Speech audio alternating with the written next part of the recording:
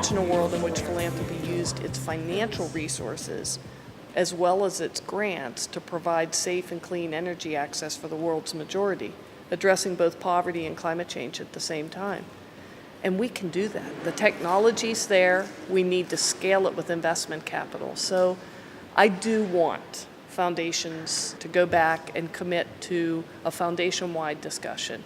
I want to just give a couple of examples. I think there is an emerging recognition at the present time that whereas in the past you might have been interested in conservation and environment or global warming and climate change or agriculture in developing countries, these actually need to reconnect to the sustainability agenda in food and farming, which in the past they haven't been because people work in silos.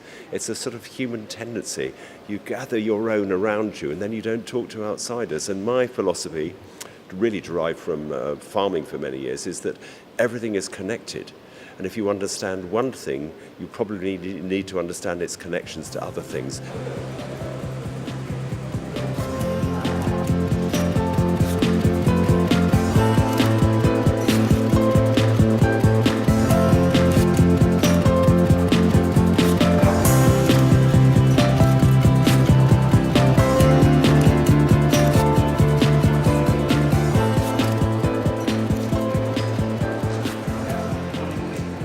It does not matter what your mission is. If you're a charitable institution, your programs and your priorities and your strategies will be impacted by climate change. It doesn't matter whether you're an arts funder, an education funder, or an environmental funder. So even as a matter of just forecasting into the very near future, I think philanthropy is not well served, and foundations are not well served if they're not having the dialogue about how climate change will affect them. What happened in the past 5 years in the area where I work, which is technology startups, small innovative companies, is we had an explosion of new ideas and new teams coming in and trying to build their own business. And this has not happened with social entrepreneurship. What I think foundations can do to fill this gap is to try and find leaders, hidden leaders in the communities and fund them and give them the ability in a sense to do their own ventures in the same way we do it for technology, for them to do their ventures in their neighborhood, to find the hidden skills of people and get the people to work for themselves.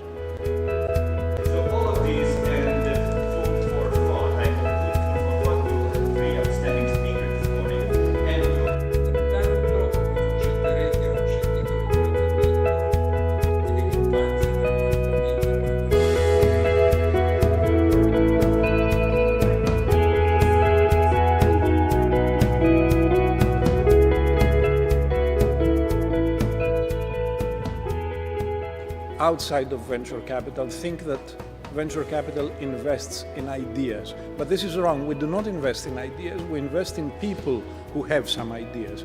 And their ideas change, and we know they're going to change, but we try to help the people.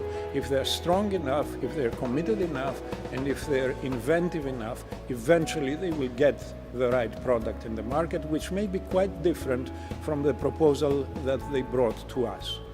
I think that the same thing should happen with social entrepreneurs. Foundations, when they see somebody coming to them, should not stick too much to the formalities of the plan. They should try to assess the skills of that person, the commitment and the energy of that person, and then when he goes out to implement his project or her project, they should be given time and space to change their ideas depending on what they find on the ground.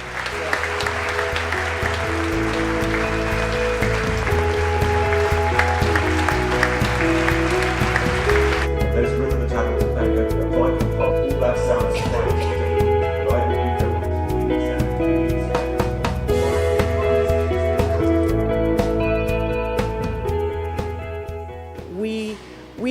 We're currently in a period of time where the youth are very economically dislocated here in Europe, in the US, and we need to be not just helping to solve that problem, but also unleashing the hope and inciting and inspiring a sense of the possible and a sense of efficacy in both the youth now and as the leadership into the future. So for me, one of the most exciting things that we've been supporting is this youth-led climate movement that has just exploded in the last 4 or 5 years. And to go to some of the convergence of youth activists and sit as an old lady, on the side with my back to the wall kind of observing, I'm blown away by the sophistication of the strategy, blown away by the integration of economic, social, political, ecological factors in their work, and their incredible savvy in organizing. So, it's more than time to pass the torch, because I think